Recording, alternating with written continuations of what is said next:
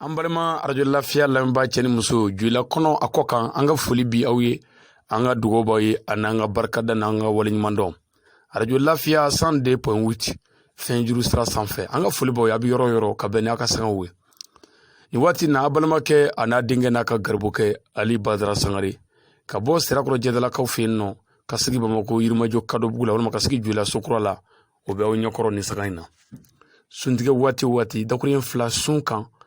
an ka radio baarakɛlaw y'a ɲini an fɛ k'a fɔ an k'o bila Fiɲɛjuru sira sanfɛ inshallah an ka bi dakuruɲɛ fila bi kɛ min kan waati jan t'an bolo an b'o kɛ sun yɛrɛ ye mun ye ani sun kun ye mun ye sun ye mun ye nafa jumɛn bɛ sun na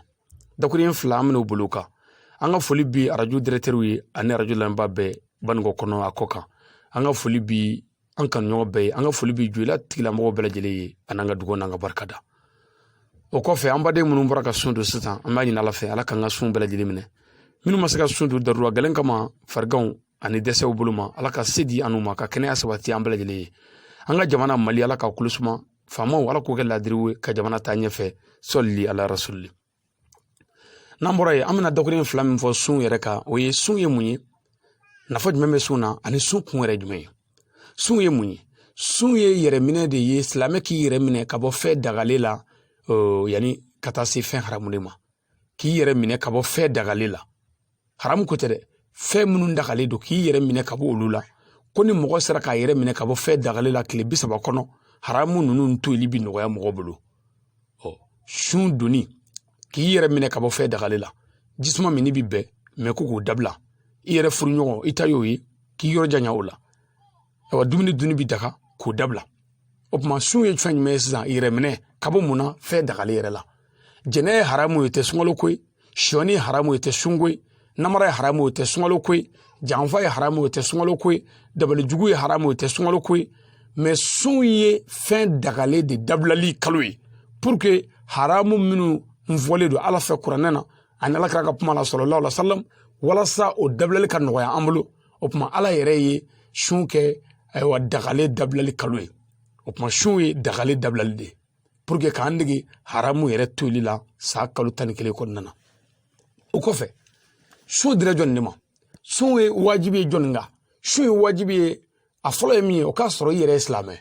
sun ye wajibi ye silamɛ kan o kɔfɛ a k'a sɔrɔ i ye baliku ye o kɔfɛ a k'a sɔrɔ i yɛrɛ ye mɔgɔ kɛnɛma ye o kɔrɔ ye banabaatɔ gɛlɛn walima banabaatɔ sun tɛ wajibi ye o kan a k'a sɔrɔ i tɛ taamaden ye mɔgɔ sigibaga sun ye wajibi ye o kan a k'a sɔrɔ i yɛrɛ fana ka sanu ka bɔ bange joli la ani laada joli la n'o ye kalo labɔ ye walima bange joli ye a k'a sɔrɔ muso min fana ka sanu ka b'o la sun ye wajibi kan i ka silamɛya ni ka balikuya ani ka hakilitigiya bɛɛ kɔfɛ sun ye wajibi kan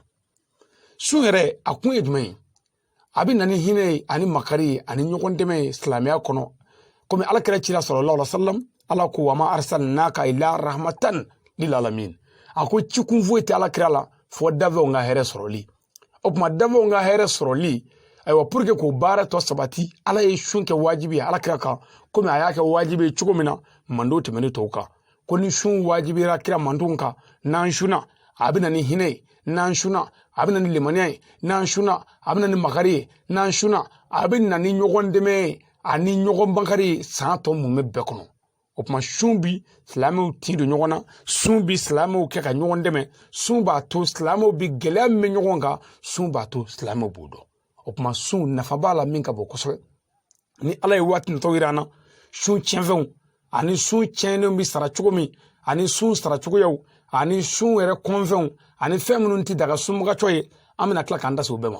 mɛ nin waati in na an balima caman ka nɛgɛjuru sira b'an bolo yan dɔw ko sun na ko ni fɔnɔna ko bɛ cogo di o tuma an t'o bila sini na an b'o jaabi sisan ni mɔgɔ min fɔnɔna fɔnɔ balila ka bɔ mɔgɔ min na ni dɔ ma segin i kɔnɔ i ka sun ka ɲi foyi t'i ka sun na mɛ ni fɔnɔ segin i kɔnɔ sun tiɲɛna nka i bɛ tile kɛ i tɛ dumuni kɛ i tɛ ji min sunkalo mana sa i b'a sara tile kelen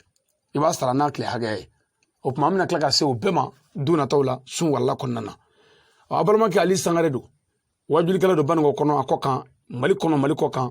lasalikɛla don silamɛya sira kan nin kɛnɛ nka an bɛ foli ɲɛsin an ka karamɔgɔ ma an ka seyidi ma n'o ye a seyidi Sherifu Usumani Madani Hayidara k'a fo k'a barikada ka waleɲumandɔn a n'a dɛmɛbaa ɲuman bɛɛ lajɛlen jamana kɔnɔ a kɔ kan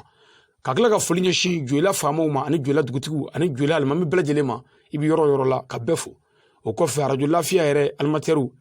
n'a alimatirisiw k'u fo k'u barikada k'u waleɲuman dɔn o kɔfɛ an balimakɛ ani an yɛrɛ terikɛ ni ka kalanden n'o ye Samuru Tarawele an ka foli b'a ye kosɛbɛ an ka dugawu b'a n'an ka barikada ka ɲini Ala fɛ Ala ka sini yir'an na a k'an mɛn sini wala kɛnɛ kan Allahumma rabbana atina fid dunya hasana wa fil akhirati hasana wa qina azaban nar rabbana la tuzigh qulubana ba'da idh hadaytana wa hab lana min ladunka rahmatan innaka antal wahhab subhana rabbika rabbil izzati amma yasifun wa salamun alal mursalin walhamdulillahi rabbil alamin.